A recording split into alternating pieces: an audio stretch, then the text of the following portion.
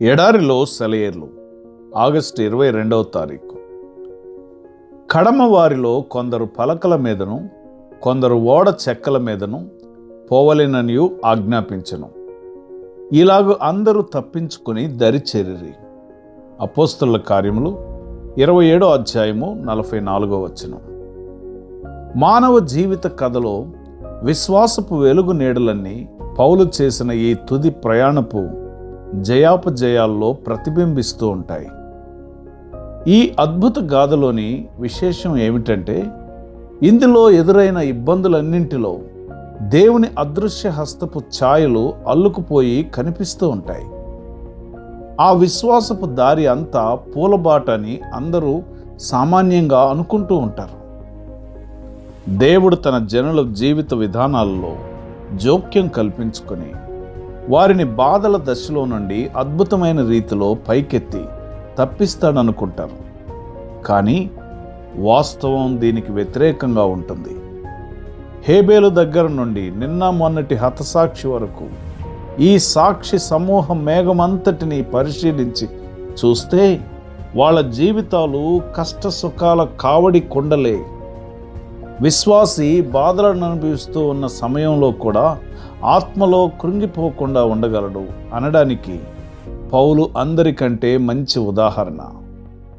దమస్కులో అతడు ఇచ్చిన సాక్ష్యం మూలంగా అతన్ని బంధించేవాళ్ళు తరుముకొస్తే తన ప్రాణాన్ని కాపాడుకోవడానికి పారిపోవలసి వచ్చింది.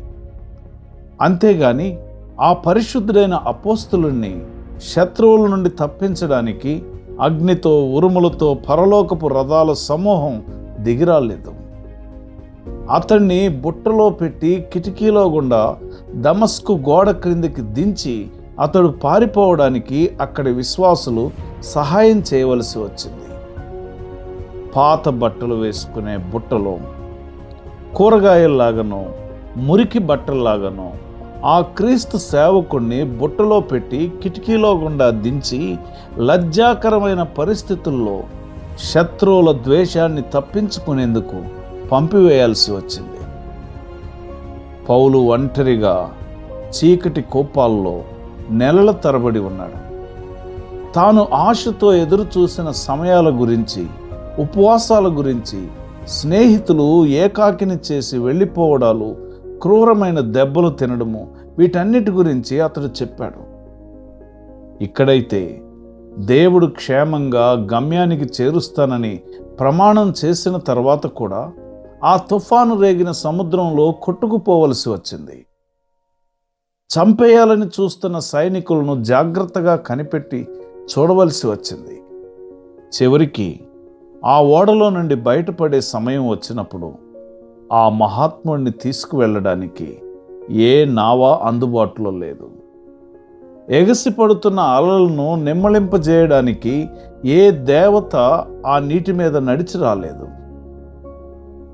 అద్భుత కార్యాలు, సూచనలు ఏమీ జరగలేదు. కానీ ఒకడు తేలుతున్న కొయ్య దొంగను, మరొకడు విరిగిపోయిన చెక్క పలకను పట్టుకొని ఒడ్డుకు చేరవలసి వచ్చింది. ఏమీ దొరకని వాళ్ళు పళ్ళ బిగువన ఈదుకుంటూ పోవలసి వచ్చింది. మన జీవితాల్లో కూడా దేవుడు వ్యవహరించే విధానం ఇదే. దైనందిన జీవితంలో సాధారణంగా ఎదురయ్యే సమస్యలతో సతమతమయ్యే ప్రజలకి సహాయ సువార్త ఇదే. అనుదిన సమస్యలకు ఆచరణయోగ్యమైన విధానం ఇదే. దేవుని వాగ్దానాలు, దేవుని లీలలు మనలను దినదినము మనకెదురయ్యే సామాన్యమైన ఇబ్బందుల పరిధి నుండి బయటికి తీసుకురావు.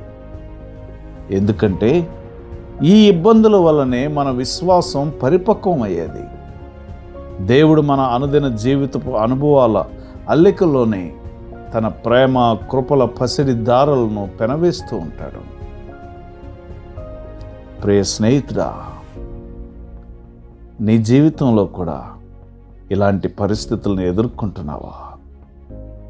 దేవుడు అద్భుతం చేస్తారని ఎదురు చూస్తున్నప్పుడు కష్టాల మీద కష్టాలు నీ మీద విరుచుకుపడుతున్నాయా? అదే నిన్ను విశ్వాసంలో బలమైన వ్యక్తిగా చేసేటువంటి తరుణాలు. అవి దేవుని కార్యాలే. పౌలు ఎలాగా దేవుని హస్తాలలో ఒదిగిపోయి ఆయన ఇష్టానికి తల వంచాడో అలాగే నీవు కూడా ఆయన ఇష్టానికి తల వంచినట్లు ప్రభు నీకు సహాయం చేయనుగాక. ఆమెన్.